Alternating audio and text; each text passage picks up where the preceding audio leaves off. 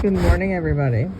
So, I am laying in bed, and before I forgot this word, I wanted to make sure that I gave it to you guys because, excuse me, guys, because a lot of you guys are being faced in situations and tested, and you're not passing the test.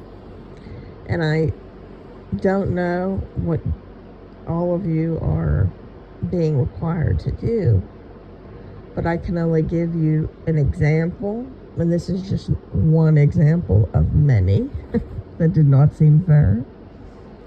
So, to anyone who's watched my live, you guys heard bits and pieces of it, but we'll start with this. So, you all know a lot of my testimony, and I was in the midst of the pain, and then, like with my husband, and then all of a sudden, out of nowhere, the deaths come into play. So I'm in deep, deep grief with all the deaths. And I'll never forget the day. The day was a very rainy winter day that was cold. It was winter. And to anyone who does not know, I'm from Pittsburgh, so you know that it gets pretty cold over here. So my son and I were at Ross, and my husband and I were not on the best of terms, and I can't remember what it was over. I honestly cannot remember at this point, but we were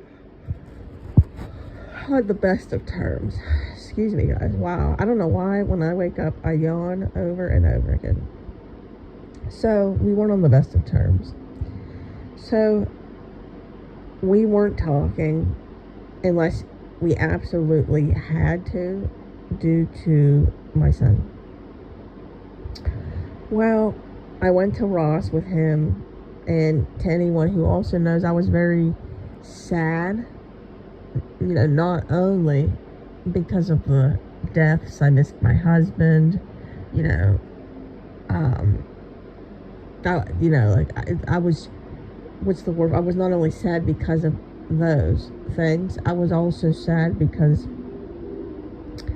I had to share my son 50% of the time. I was sad because I ended up coming down with health problems. So then I felt ugly because I went from being like a size 2 and being thin and being able to go into a store. And I remember my mother-in-law telling me after my dad died, we went dress shopping for something to wear to the funeral, and that wasn't something I wanted to do, picking out a dress for my dad's funeral. But anyway,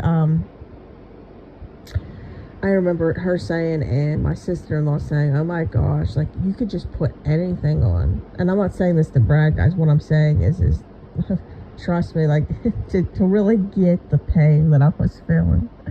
So I went from being able to go into a store and putting on a small, an extra small, a 2, I was just very little.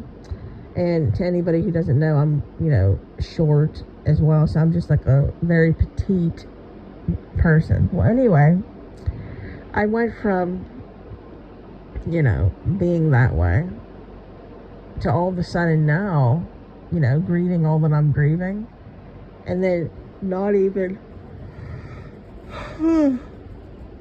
being able to go into a store and pick something out to feel pretty, to feel, or not even to feel pretty, guys, to go into a store to just put something on. Like, it used to be so simple. I'd wake up, I'd shower, I'd throw something on. Then it started becoming more difficult because I wasn't able to just put anything on. So I had to really spend time that I never spent my entire life putting outfits on to see what looked okay. So I'm like, oh my gosh, this is just terrible. It just was awful. So I felt like I was at the store every week trying to find shirts that fit, trying to find pants that fit. And it was just very, very, very tiring. Okay, so then I'm at Ross and I'm trying to find some things that like worked, because I don't know what it was. Like there was something in me that just was just grieving even that. I was grieving not only everything else, but I was grieving not even being able to feel myself. Okay. So fast forward. So I'm there trying to figure something out. And to anyone who doesn't know, the reason why I had put a bunch of weight on is because my cortisol levels were very high because of all the prolonged stress. So then the things that used to work before, which was diet, exercise, just basically living a diet lifestyle, which I lived my entire life. Not only was my metabolism messed up, my hormones were messed up, everything was messed up. So it didn't matter what I did to lose a pound, I was gaining weight. And this was a place that the Lord wanted me to be in. It was the only way that was going to get my full attention. Okay, it was really going to get my attention. Because there was nowhere to go. I was like captured and cornered like a rat. Okay. So I get into the car after we were at Ross. I think I picked up like some type of sweatshirt. And we go and we're driving back to my house.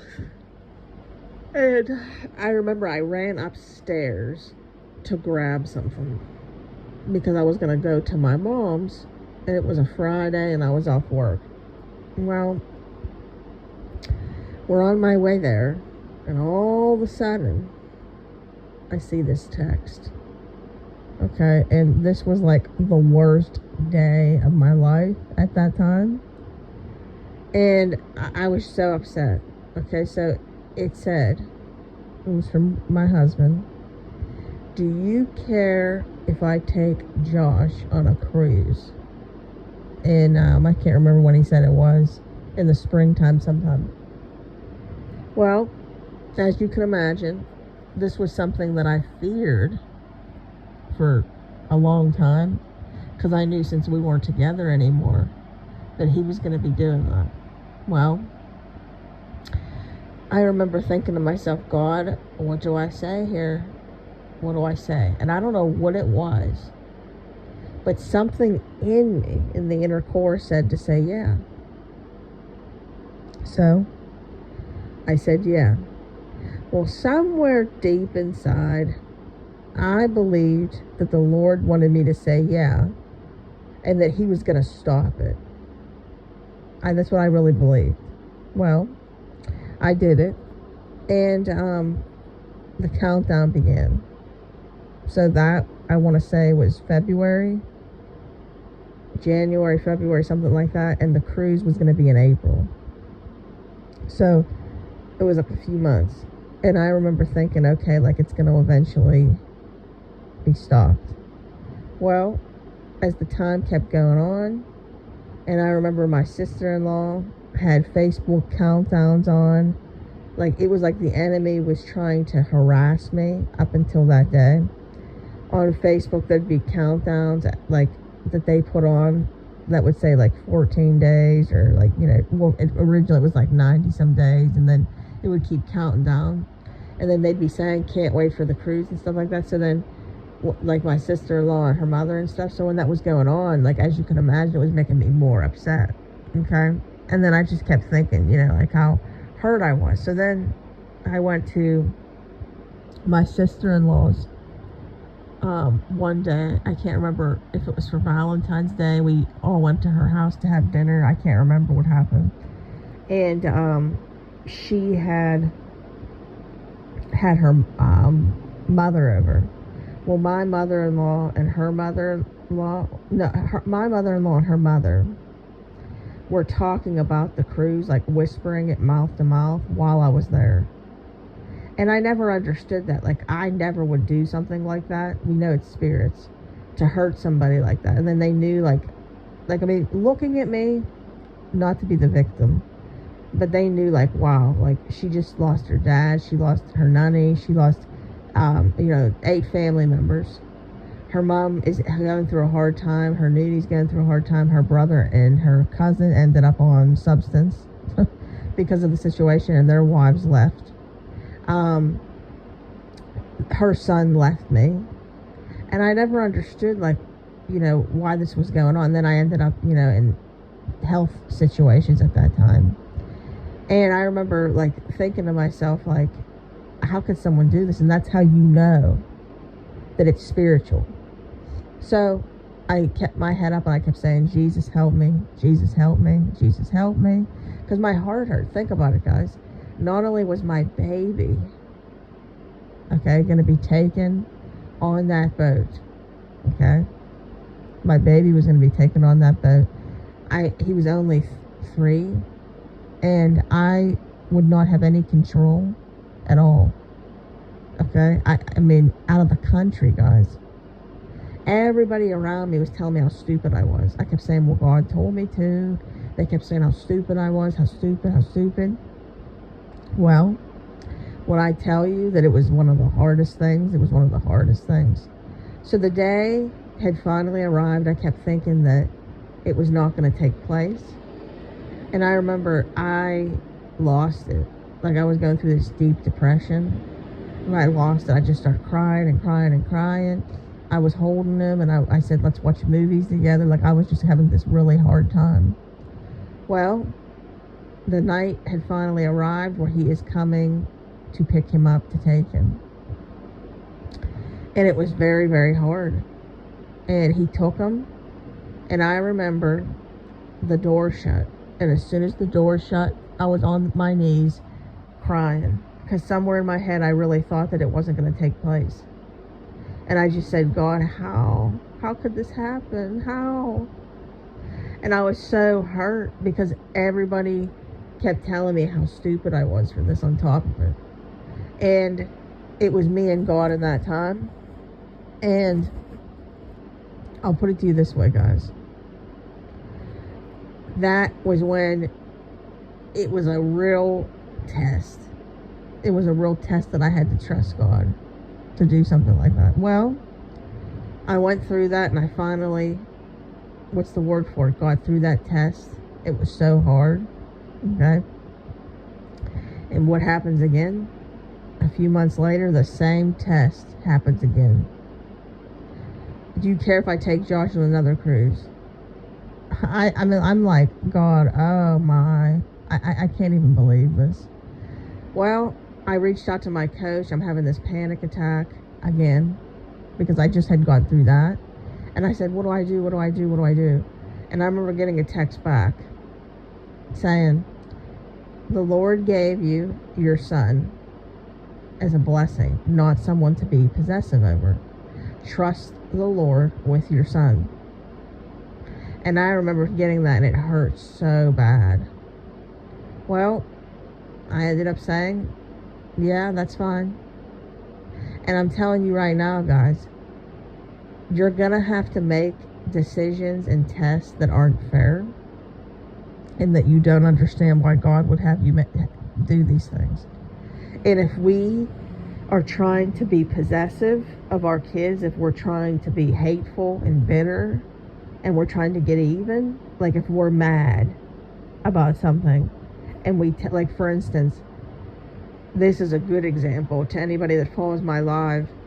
I just said this actually, because this just happened on Sunday. I am not talking to my mother-in-law at the moment.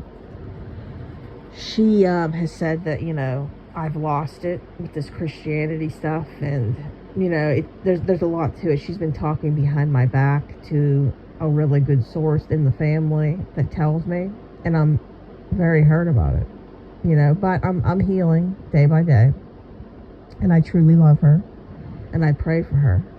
Well, my husband, and me do not argue about her. That was something that was a weak thing in our marriage, our worldly marriage is what I should say.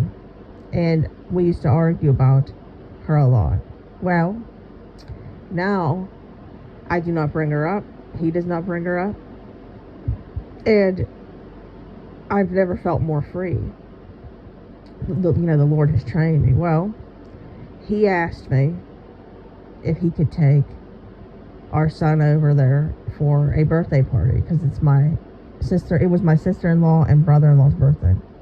Well, I, as you can imagine, initially when I was asked, my body froze. And I was thinking, well, you're not invited, and, all these different things. And my flesh was starting to feel weak, and I wanted to say, well, you know what, it's not right. I like all these things wanted to come through me saying these things. Well, all of a sudden the Lord said, shut your mouth. And it took everything in me, and I said, yeah, you can take them. Think about how mad the enemy is when you do things like that. Now, I don't at all mean that you can't set boundaries, because we should set boundaries, because that's what's going to help grow their spirit, hold them accountable. This is really necessary too. But when we are just saying no about things and just being mean and hateful and bitter, that right there, God knows the condition of the heart, and so do other people. I'm going to be honest, so do other people. It's not coming from a place of pure intent. So then what happens is that person is going to sense that, and they're going to look at you like you haven't changed. I'm telling you right now, you have to get to a place to where you truly trust God, and you're able to make decisions based off of the Holy Spirit and what I've taught you. If anybody has not done a session with me, I highly suggest you do, because I have helped so many of my clients be able to get to this point, and this takes time. It takes time of making mistakes too. So if you would like to sign up for a session, you can email me at deadmarriagesredeemed@gmail.com.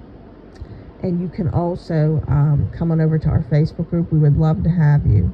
Dead Marriages Redeemed. We would love to have you guys come on over. It's a wonderful support group. I hope that this word has blessed you guys. I didn't mean for it to be this long. I was just very passionate about all this, and I wanted to really express this to you all. All right, guys. You all have a wonderful rest of your day. Think about what I said. I hope it helped. If you could, please like the video. I would really appreciate it. It helps big time. And leave a positive comment. God bless you guys. Love you. Virtual group coaching starts today. So excited.